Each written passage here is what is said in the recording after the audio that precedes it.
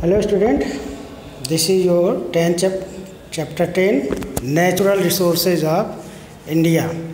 इस लेसन में हम different types of natural resources के बारे में पढ़ेंगे।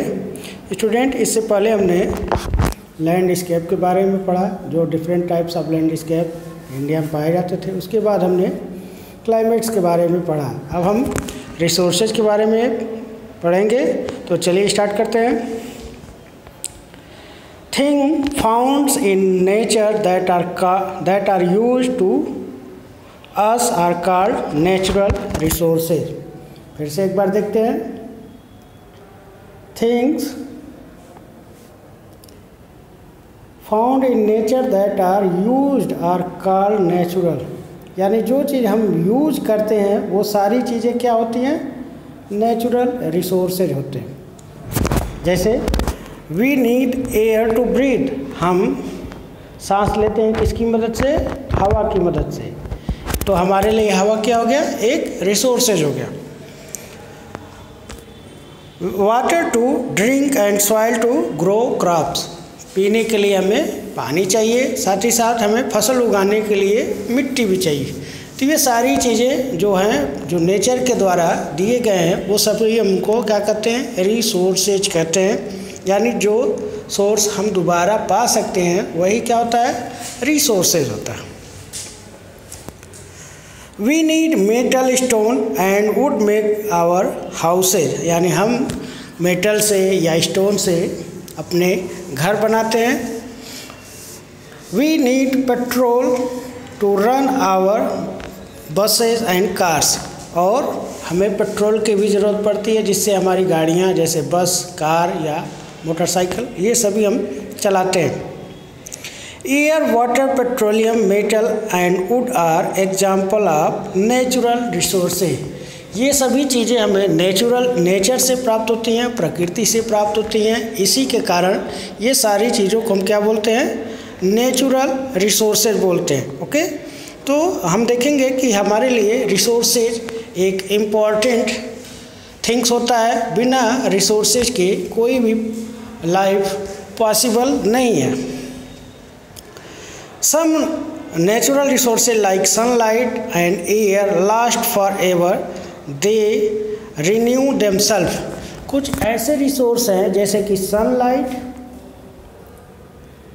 और एयर जो हमेशा है, ये कभी समाप्त नहीं होते, अपने आप को रीन्यूड करते रहते हैं, हमेशा वो नए होते रहते हैं, जिसको हम क्या बोलते हैं? रीन्यूएबल रिसोर्सेज बोलते हैं। However some resources either get exhaust, कुछ ऐसे रिसोर्सेज हैं जो एक बार यूज करने के बाद वो समाप्त हो सकते हैं। ऐसे रिसोर्सेज को हम क्या बोलेंगे? They are non renewable resource, यानी अनवीकरणीय, जिसको हम नया नहीं कर सकते उसको हम नॉन रिन्यूएबल बोलते हैं। For example coal and petroleum. जैसे कि हमने देखा होगा, अगर हम कोयले का इस्तेमाल करते हैं तो वो जल करके राख हो जाता है। राख के बाद हम फिर कोयले को नहीं बना सकते, कोयला से हमें उससे हम कोई चीज़ और नहीं यूज कर सकते। फिर आते हैं पेट्रोलियम की बात करें। पेट्रोलियम अगर हम उससे फ्यूल जलाते हैं तो फ्यूल जलने के बाद वो धुआं हो जाता है, तो फिर हम उसका यूज नहीं कर पाते। तो ये जो एक बार में समाप्त हो जाता है उसको हम बोलते हैं non renewable resources. India has one of the richest and most diverse reserve of natural resources. Bharat में नेचुरल रिसोर्सेज काफ़ी मात्रा में पाई जाती है और कई तरह के रिसोर्सेज पाए जाते हैं, जो भारत इस मामले में बहुत ही रिच है। Let us take look at the some important natural resources. आइए देखते हैं कि कौन कौन से नेचुरल रिसोर्सेज यहाँ पर पाए जाते हैं। तो सबसे पहले देखिए water resources. Water is precious natural resource. Water जो है एक बहुमूल्य या कह लीजिए एक बहुत ही ज़रूरी रिसोर्स है। All living being need water to live, यानी बिना पानी के कोई भी लिविंग बीइंग्स, कोई भी जीवित वस्तु, जीवित जंतु जो है वो जिंदा नहीं रह सकता। We need water to drink, cook and bathe, और साथ ही साथ पानी पीने के साथ साथ हम उससे खाना भी बनाते हैं और नहाते भी हैं। We also need water grow crops and make goods in factory. साथ ही साथ हम इस वाटर से फसल भी उगाते हैं और साथ ही साथ हम फैक्ट्रीज में बहुत सारे चीज़ें तैयार करते हैं। More than 3/4 of the earth surface is covered with water. पूरे अर्थ का 3/4 यानी 70% पार्ट जो है वो किससे ढका हुआ है? वाटर से ढका हुआ है। But only tiny part of this can be used us. लेकिन उसका हमें छोटा सा पार्ट हम यूज करते हैं, पूरे 70% वाटर का हम नहीं कर पाते। बिकॉज क्यों नहीं कर पाते? As most its laid in sea and ocean. जो अधिकतर पार्ट, जो अधिकतर भाग है वो किस में है? सी और ओशन में है। Sea water is not fit for use as it salty. क्योंकि ये जो है सॉल्टी खारा है, जिसकी वजह से ये हम इसका यूज़ नहीं कर सकते, ये बेकार पड़ा रहता है। तो हम जो है हम बहुत कम पानी यूज कर पाते हैं। Most of water we use comes from rain and snow. जो हम पानी का इस्तेमाल करते हैं वो अधिकतर साफ़ पानी हमें कहाँ से मिलता है? बरसात से या स्नो यानी बर्फ़ से मिलता है। When the rain water falls on the earth, it get collected in the river, lake, tank and human-made reservoirs. जब बारिश का पानी बारिश होता है तो ये नदियों में, तालाबों में, झीलों में या ह्यूमन मेड जो रिजर्व होते हैं उसमें इकट्ठा होता है और उसी को लोग यूज करते रहते हैं। Some rain water also goes underground. कुछ वाटर जो है वो धीरे धीरे पानी अंडरग्राउंड में चले जाते हैं और and remain there as ground water, जो वहीं पर रह जाते हैं, जिसको हम दोबारा इसको बोरवेल के माध्यम से निकालते हैं। इस वाटर को हम क्या बोलते हैं? Ground water. Okay. India has many reverse. Bharat में बहुत सारी नदियां हैं। अगर देखा जाए तो नॉर्थ इंडिया में अनगिनत नदियां हैं, वहीं साउथ इंडिया में कम रिवर हैं। Lake, tanks, Ganga, Brahmaputra and Godavari are 3 largest river in India. जो भारत की जो बड़ी नदियां हैं वो कौन कौन सी हैं? गंगा, ब्रह्मपुत्र और गोदावरी रिवर हैं। The river north India are perennial.